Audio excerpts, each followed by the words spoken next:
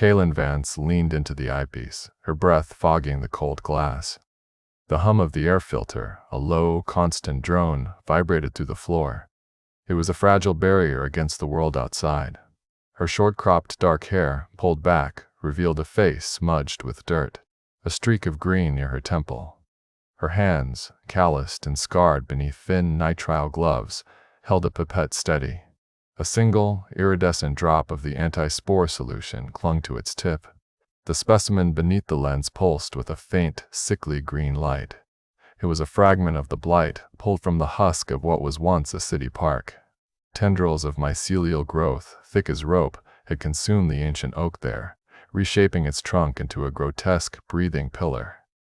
Now, under the microscope, the individual hyphae writhed, a slow, silent dance of consumption. She released the drop. It spread across the slide, a shimmering film. The solution was meant to be anathema, a chemical fire against the fungal tide. It was supposed to shrivel, to blacken, to turn the vibrant green into ash.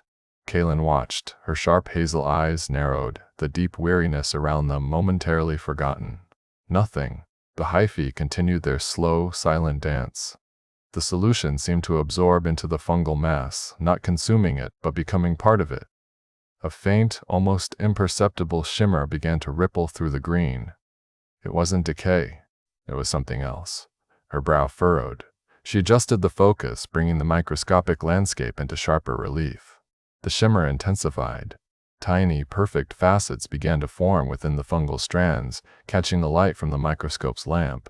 They were crystalline, impossibly structured, embedded within the living tissue, not a byproduct of decay, but an integral component. They were growing. A low thud vibrated through the floorboards. Distant, muffled, but distinct. The sound of something heavy falling, or perhaps exploding. The overgrown city groaned around them. Through the grimy, reinforced window, Kaelen saw the skeletal remains of a skyscraper, draped in thick, pulsating fungal tendrils. Its windows were entirely occluded by green and brown growths. Bioluminescent mosses glowed faintly even in the dim light. The air outside was visibly thick with spores, swirling like motes of dust. Another thud, closer this time. Always working. Always destroying. Kaelen ignored it.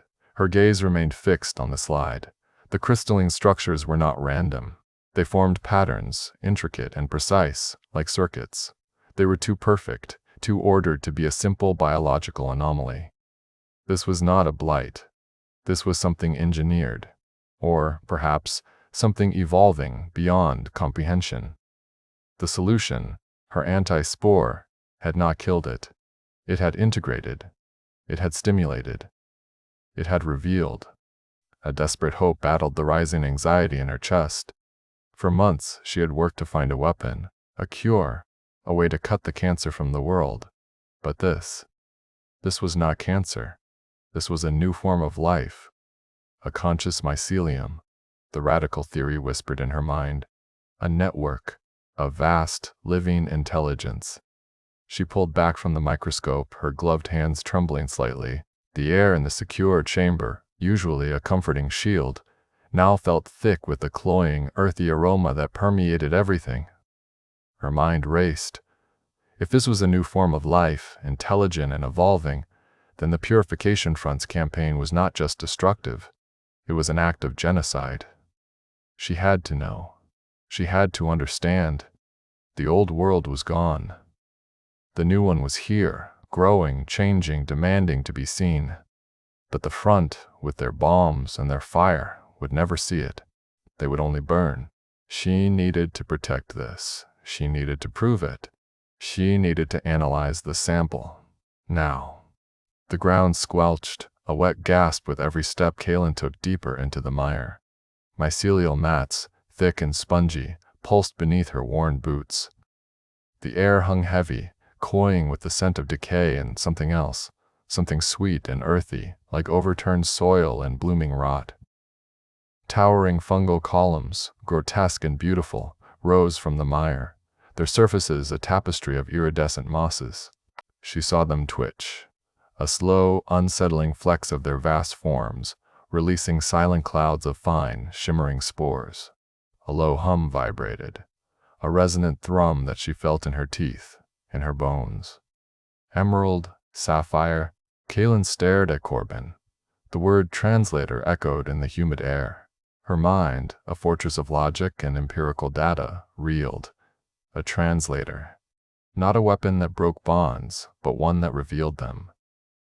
The anti-spore, a substance she had designed to sever connection, to restore the individual, now presented itself as a key to a deeper, more profound unity. She reached for her satchel, fingers fumbling past sample vials and sensor arrays. She pulled out a small, sealed vial, no bigger than her thumb. It contained a viscous, silvery liquid, the refined anti-spore, her life's work.